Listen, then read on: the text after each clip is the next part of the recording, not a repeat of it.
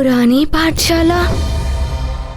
माँ ने कहा था कि मुझसे अनुमति लिए बिना राजभवन से बाहर मत जाना। मुझे शीघ्र ही उनसे अनुमति लेनी होगी।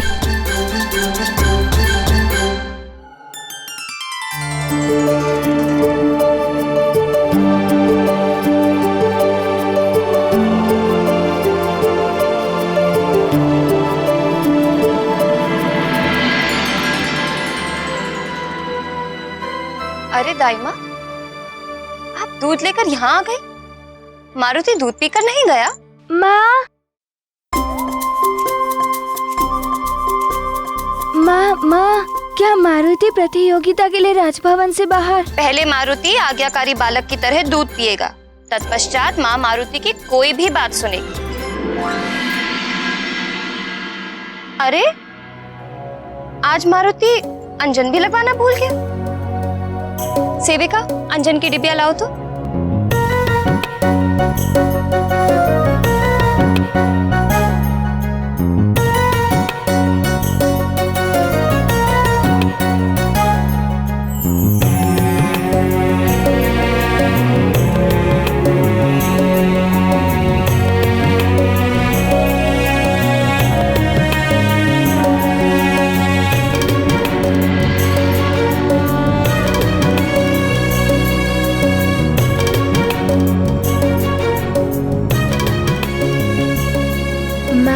माँ की आज्ञा के अनुसार मारुति ने दूध पी लिया। अब माँ, क्या मारुति राजभवन से बाहर पुरानी पाठशाला में?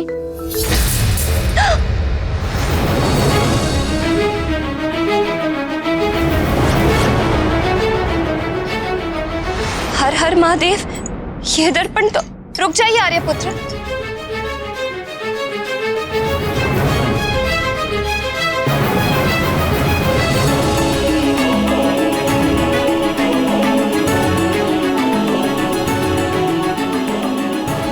मारुति को विलंब हो रहा है। उसके सारे मित्र उसकी प्रतीक्षा कर रहे होंगे।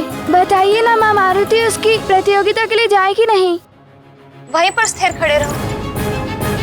यदि तुम्हारा पाँव कांच के टुकड़े पर पड़ गया ना तो तुम आहत हो सकते हो। माँ, अनुमति। हाँ हाँ, जाओ, बाहर जाओ। माँ, मारुति जाए ना? हाँ, तुम जाओ पुत्र, मैं कांच उठवा रही हूँ। माँ, आप कितने अच्छे हो।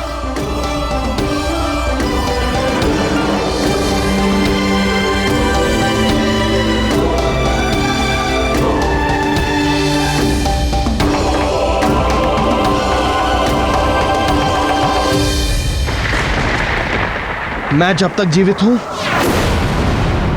आपको मैं ये भूल नहीं करने दूंगा।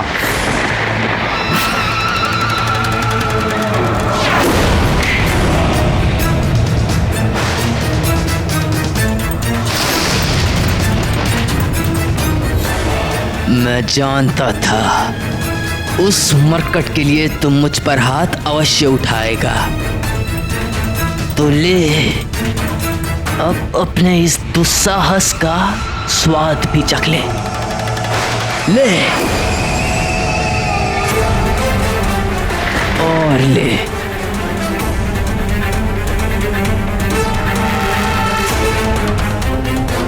मुझ पर हाथ उठाएगा कपटी, देशद्रोही, दुराचारी।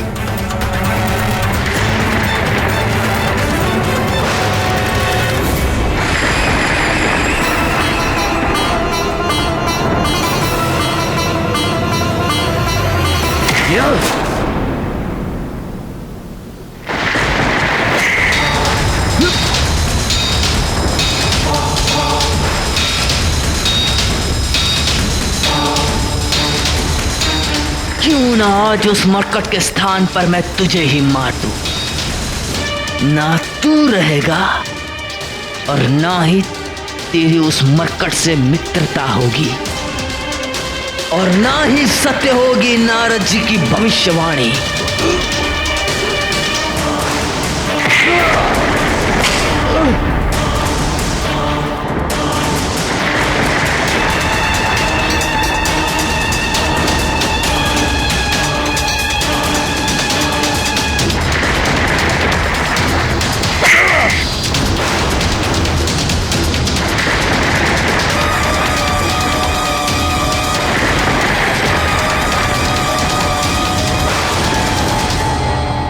बस इतना ही बल है।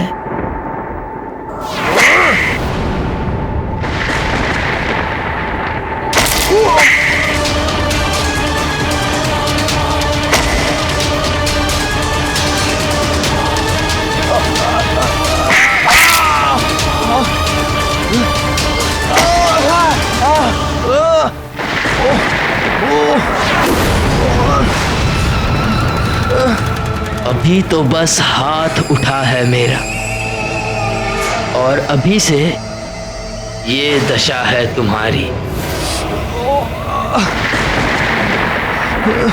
और यदि मेरी प्राण घातक गदा तुम पर उठ गई तो तुम फिर कभी उठ नहीं पाओगे।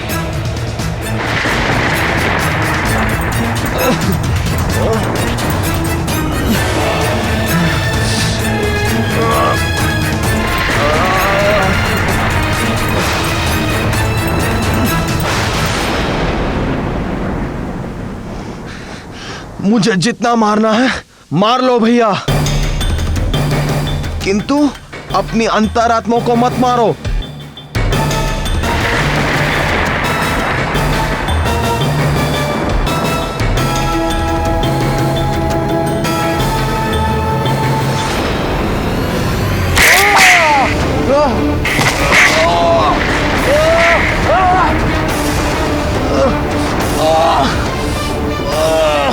नहीं चाहिए मुझे तुम्हारा ज्ञान धूर्त पाखंडी।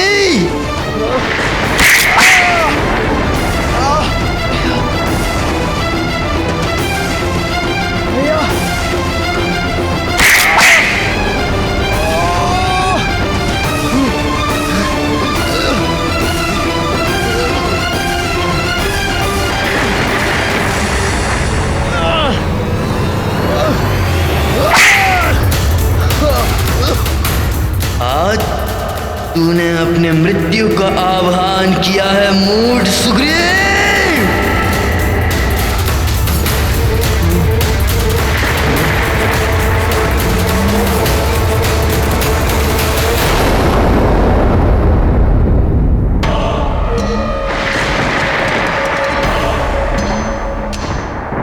किसी निहत्थे और विक्षिप्त पर शस्त्र उठाना मुझ महानतम को शोभा नहीं देता।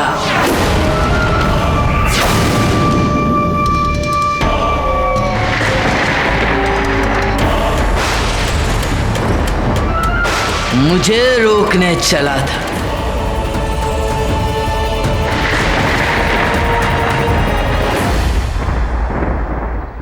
नल, मारुति अभी तक क्यों नहीं आया? मैं भी यही विचार कर रहा हूँ मित्र। मारुति तो एक पालक है, वो कहीं रास्ता तो नहीं भटक गया? हमें उसे अपने साथ ले आना चाहिए था।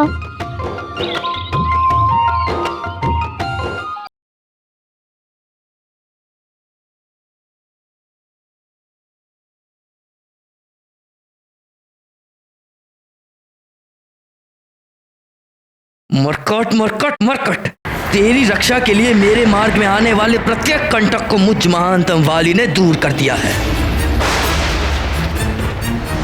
वाली,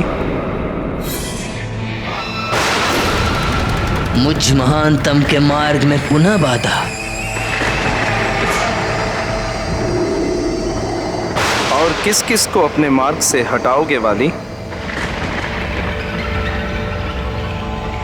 कौन है जो मुझ महानतम को केवल वाली कह के पुकारने का दुस्साहस कर रहा है?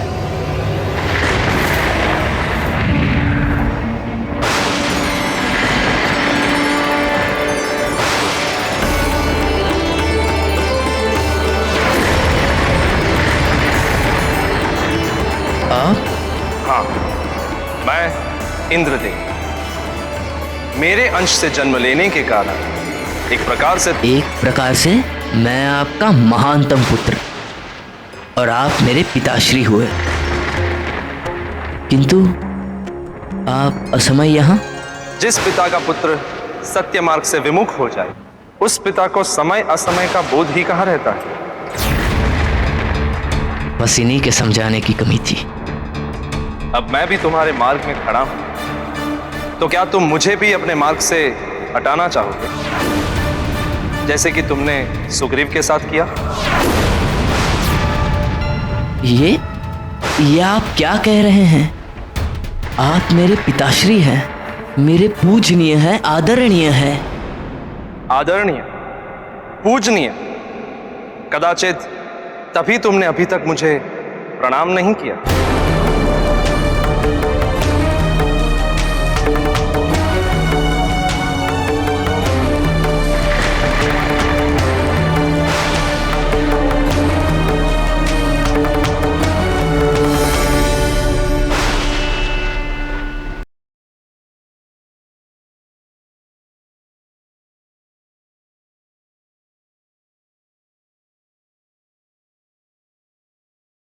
वो देखो, मारुति आया।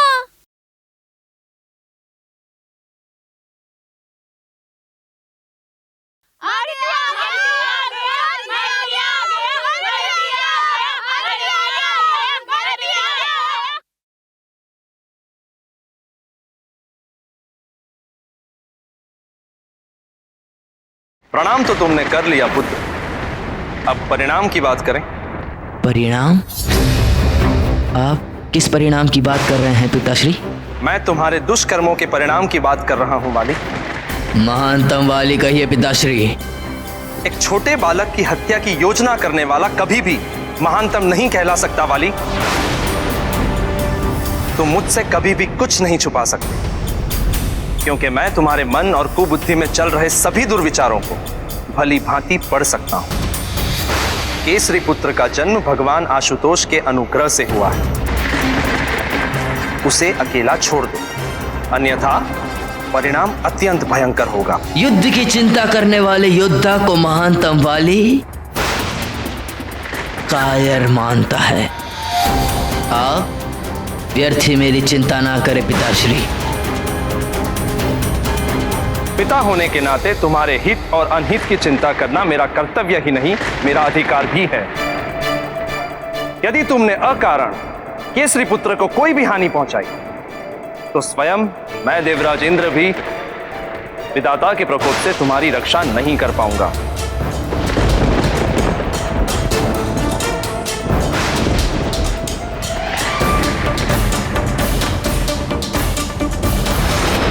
यदि आप मेरे सबल विचारों को दुर्बल बनाने का प्रयास करने के लिए आए हैं, तो आप भी सुन लीजिए पिताश्री। अपने हित अहित की चिंता करने का सामर्थ्य आपके इस महानतम पुत्र में है। अब आप हट जाइए मेरे मार्ग से। कदाचित तुम्हें यह स्मरण नहीं है मेरे महानतम पुत्र कि तुम किससे बात कर रहे हो। मैं केवल तुम्हारा पिता इंद्रदेव ही नहीं, अपितु देवराज इंद्र हूं। कदाचित आपको भी अनुमान होगा कि मैं भी देवराज इंद्र का महानतम पुत्र वाली हूं, जिसने कभी भी पराजित होना सीखा ही नहीं। और अब आप भी अपने पिता होने का कर्तव्य पूरा कीजिए और मुझ महानतम को विजयी होने का आशीर्वाद दीजिए।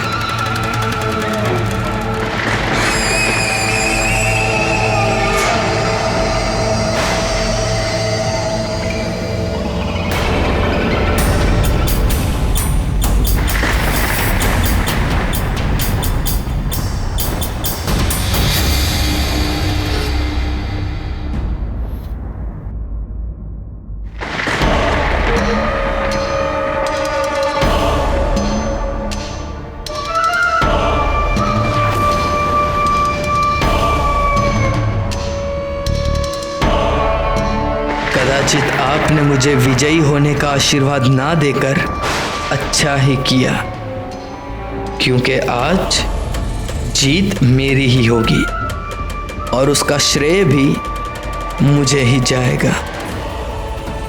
संसार ये तो नहीं कहेगा कि आपके दिए हुए आशीर्वाद के कारण ही मैं जीत गया।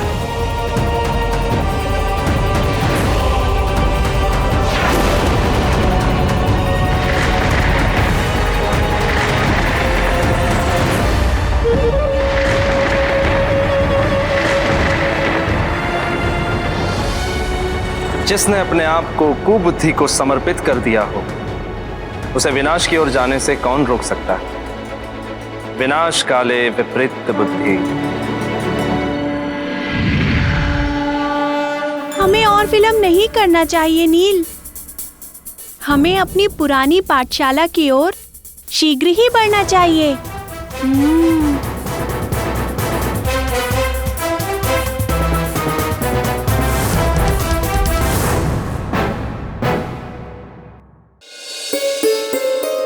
अरे, मैं पुनः मारुति को अंजन लगाना भूल गई। तुम व्यर्थ चिंता कर रही हो प्रिय। मारुति जब लौट के आएगा तो उसे अंजन लगा देना।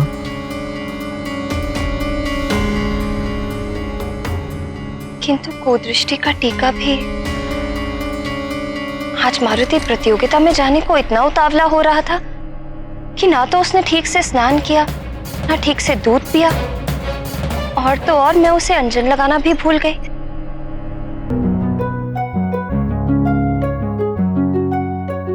तुम कहो तो मारुति को अभी बुलावा भेजता हूँ प्रिय, ताकि तुम उसे अंजन लगा के चिंता मुक्त हो जाओ। आपका पवन वेगी पुत्र मारुति अब तक तो राजभवन से अत्यंत दूर चला गया होगा। रहने दीजिए आर्यपुत्र, जब वो लौट कर आएगा तब मैं उसे अंजन लगा दूंगी।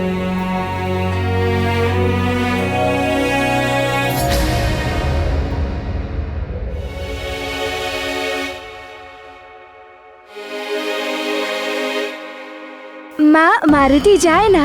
हाँ तुम जाओ पुत्र, मैं कांच उठवा रही हूँ। माँ, आप कितने अच्छे हो। न जाने क्यों आज मेरा मन बहुत विचलित हो रहा है।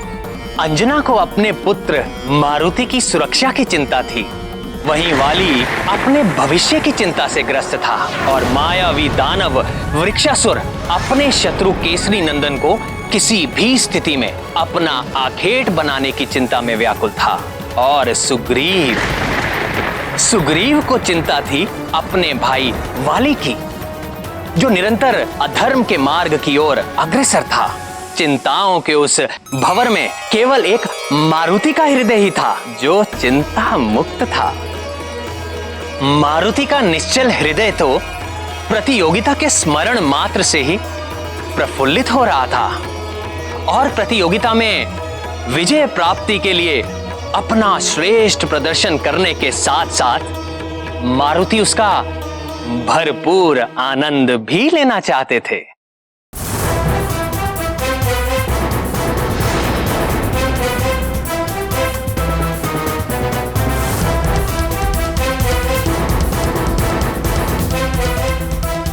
यहाँ आगे का मार्ग तो इन कटीली झाड़ियों से बाधित है। अब क्या उड़कर हम पुरानी पाठशाला जाएंगे?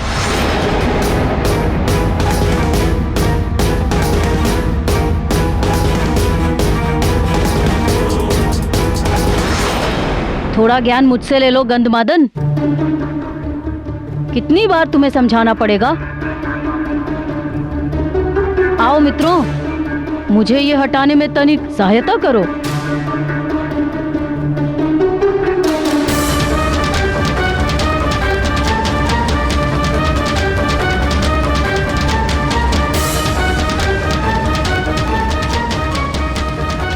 तो कौन कह रहा था यहाँ से आगे जाने का मार्ग नहीं है? तो चलो।